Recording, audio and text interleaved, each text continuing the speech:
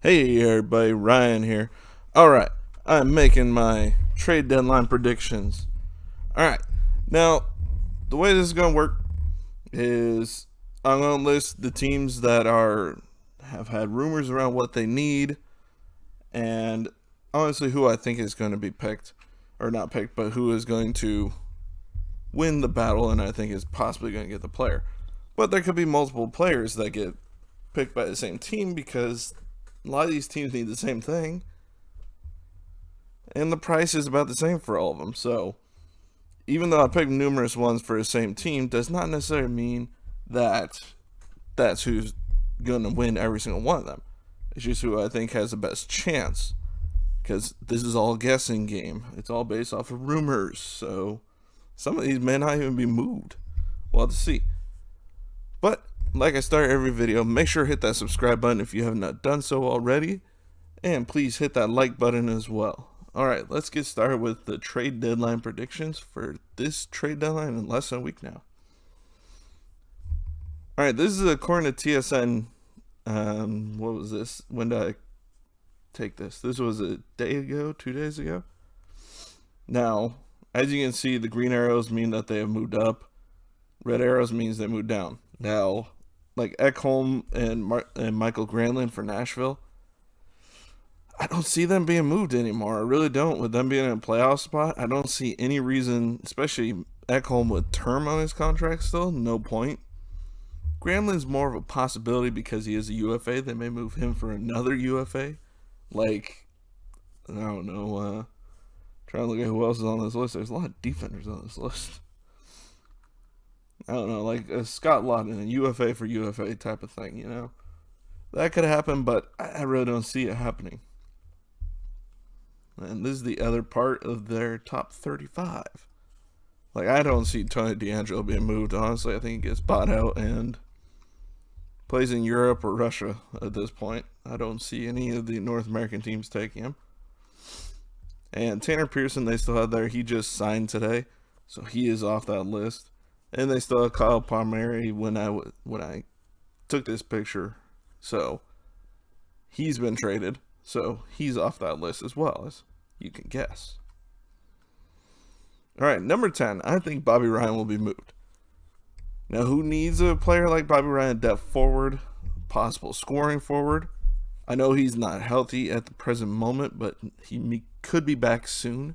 So I can see Arizona wanting someone like him. Minnesota maybe asking for a depth scoring forward.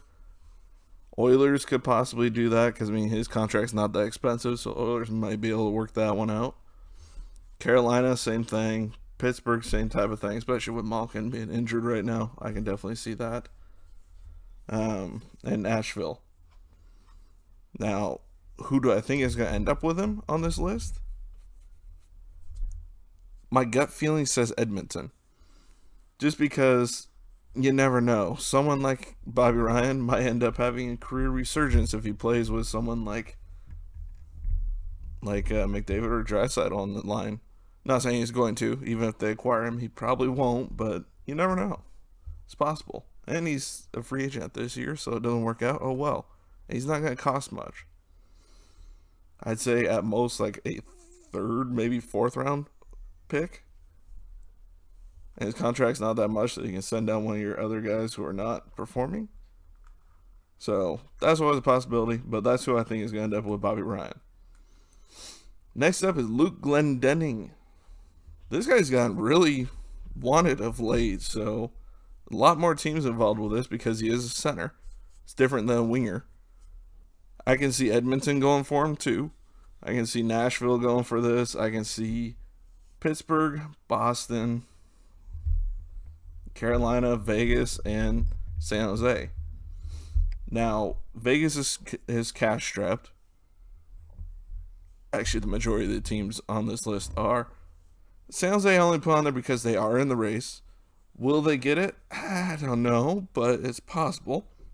So long as they don't play like they did against Anaheim the other night. Oof. How do you lose to Anaheim? Oof. And I'm a fan of their team. But the team, I think, pulling this one off because they need this center depth. I can see I'm going to guess Carolina is going to win out on this one because he's not that expensive. He's a UFA at the end of the year, adds center depth to a team that has good center depth, but it never hurts to have extra center depth. It really does not. I can see Boston winning it too, and I can even see the Oilers winning this race for getting Glendening services. But Vegas, I just don't think has the cap space to do it. I really don't. Even though they probably do need a more experienced center depth. But, hey, you go with what you got. All right, Vince Dunn is next. Now, this is one he may be moved. He may not be as well, though. I can see him not being moved and being moved at the trade deadline. But if someone were to acquire him at the trade deadline, I'd see your two teams are definitely going, or three teams are really going for defense, will be Colorado, Winnipeg, and Florida. I can see Pittsburgh doing it. They don't want to move prospects and draft picks. That's their problem. And they don't have anything else to really trade. So I'm not sure how they plan to accomplish trades that they keep talking about. But at the same time, it may just be a feint saying, oh no, we don't want to do this. But behind the scenes, they're like, oh yeah, take what we got here. Take this. Here you go.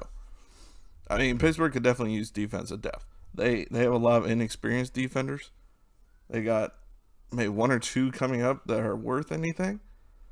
So getting someone young like Vince Dunn would not be a bad thing for them. Tampa, I'm sure, would love to get him. I don't think they can get the cash to do that. Unless St. Louis were to take on Tyler Johnson, in which case St. Louis can't take on cash, really, unless it's the same amount. And that's more than what Dunn is worth.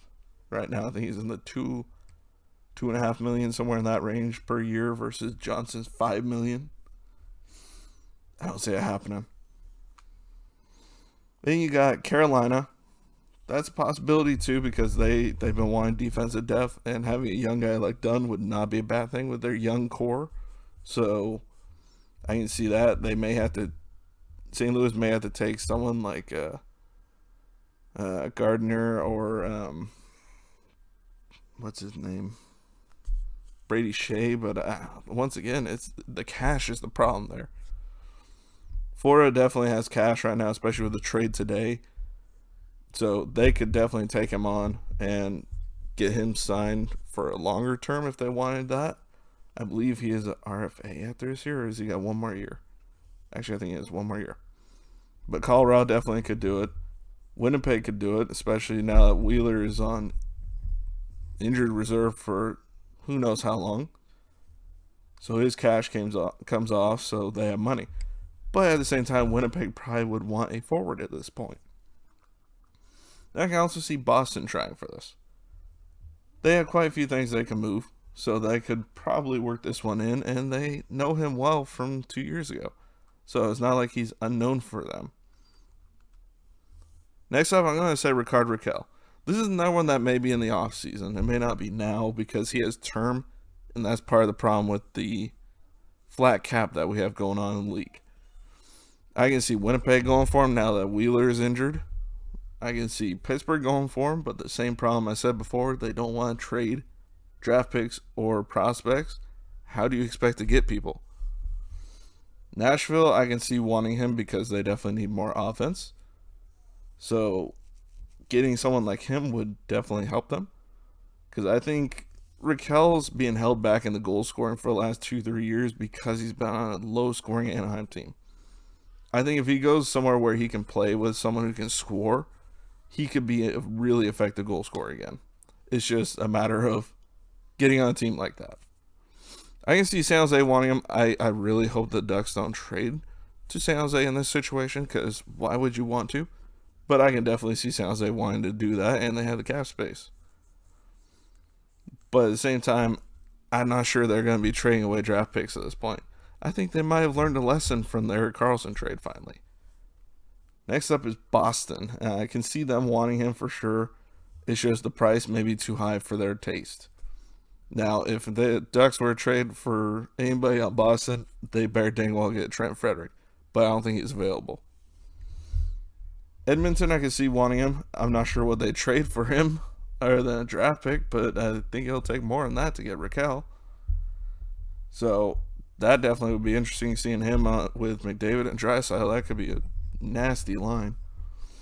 Carolina definitely could use his services. I mean, they have a good offensive team now, but at the same time, if you have the opportunity to add someone like Raquel to your lineup, I don't see why you wouldn't want to. Same with Florida with, I believe it was Hornquist got hurt a week or two ago, and he's out for an unknown period of time. I mean, Barkov, I believe, is starting to come back if he hasn't already. So definitely having Raquel would probably help their offense, that's for sure. So who I think is going to get this one, if it happens, my money would be on... I don't know why I keep going to Boston, because Anaheim and Boston have a history. So if anybody, I'd say Boston pulls it off. All right, on to Nick Foligno. Now, a gritty veteran forward. I can definitely see quite a few more teams than what I've listed here, but these are my top picks as to who might be. You got Pittsburgh, Florida, Carolina, Edmonton, San Jose, and Boston. Now, I'm going to go with Florida. Yes, that's in division, but he is a UFA at the end of the season. And Florida, he knows, because his dad did play in Florida. Wait, did his dad play there? I want to say his dad played in Florida at one point. I think for like a season. So, either that or Tampa. I had to look that up now. Now I don't remember where his dad played. Huh. Well, I know he made his big money in Buffalo and Toronto, but I believe he ended his career somewhere down there in Florida. Anyways, it's a fit that works because it's the type of guy that would definitely fit with that team and help them out at this point. So I can see Florida getting this one. I mean, like I said, these other teams definitely are possibilities, but Florida is the one who needs it most and is probably more willing to pay the price for it. Now on to a goalie, David Rittich. Now this one has come up a lot recently. I honestly, once it looked like Calgary was not going to be in this race this year, I figured this was the one because he's a UFA at the end of the year, so I can see him being moved. Now, there's not as many teams looking for a goalie now who are in the race because a lot of them have had guys step up, honestly. I mean, Glendening for Chicago stepped up. I didn't think they had any chance, but that kid's been amazing so far for him. But Rittich, I can see Colorado wanting to acquire him because Johansson is not an NHL backup goalie. I'm sorry. Not at this point. Maybe at one time in the future, but not now.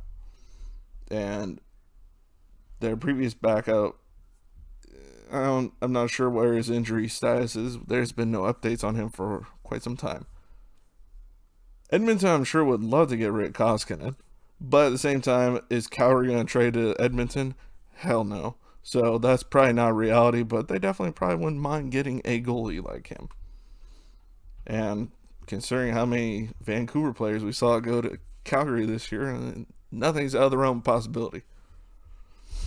Washington, I can see they want an experienced goalie. I mean, Vanacek has had an amazing year. And my guess is they're going to stick with their goalies, but they still want an experienced goalie. And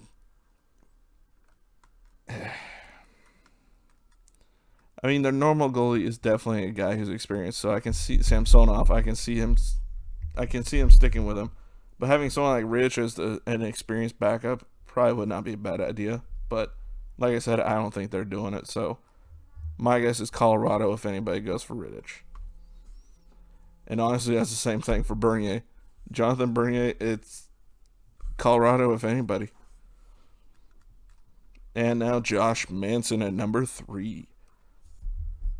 There's a lot of teams that are going to want his services, especially now Ekholm's off the market. Or presumably off the market. But Colorado can do it. Winnipeg can do it. Florida can do it. Pittsburgh's not going to get the stuff for it. I think Carolina could definitely do it. Tampa, if Anaheim keeps 50% and we take Tyler Johnson's contract, I think it's a definite possibility for them. But it's contingent upon us taking Tyler Johnson's contract, which to me would constitute an additional first and second for that, or an additional prospect and a second. Either way, a second for sure for taking on that contract and keeping 50% of Manson and getting our ransom for Manson in that situation. Same with Boston. Now, basically, it's these ones because I can see the Oilers wanting him, but I'm not sure they're willing to pay the price. I don't think they have the price to pay for him. So, out of these ones, I think the one who needs it most and is going to go for it, I think it's Florida. I really do think Florida is the one who's going to do it. And they're going to pay quite a bit for him, I have a feeling. Now, on to David Savard. It's the same teams as before, and I see Colorado doing it. I just see, for some reason, I see David Savard as an Avalanche. I really do. So, I think they'll pay the price for him. I don't think it'll be as steep for them, but still. All right, on to honorable mentions. I can see Florida moving Dredger, but I don't think they will at the same time, though. Because they definitely could get in on those other goalies on that list. But because Dredger is a UFA and they have Spencer Knight, who I guarantee you is going to be at least the backup next year. So, do they want to lose Dredger for nothing? Because they're going to keep Bobrovsky. There's no way they're moving that contract. So, they have to make that choice, and they have to make that choice quick. Now, a lot of people haven't talked about him, but I think Mike Riley for Ottawa. He's had a really good season for them. I believe he has term on his contract, which is the biggest downside for a trade. Not downside in general, but for a trade. He's had a great year, so I can see him being moved. But his price may not be as high as yours, but at the same time, I'm not sure that he's going to. But that's just one I threw on there. Next up is Sam Bennett. And I do think he is going to be moved at some point. I know him and Daryl Sutter have been saying they like playing and the same team and that, but still, I just see him being moved. Next up is Ryan Murray. I can see him being moved as well. He's at least not as expensive defender. He's more of a depth defender. Sorry, my daughter's in the background. And then Dmitry Kulikov is also a depth defender at this point, so he could definitely be moved for like a 5th, 6th, or 7th rounder. Then Scott Laughton from Philly, I can see him being moved, but in a contract for contract type of thing. But still, he's a UFA at the end of the year, so it'll be a UFA for UFA type of situation. Now, number 1, Taylor Hall. We all know this is going to happen. He's already been pulled out of the lineup, and we know it's going to happen. It's just a matter of who and where.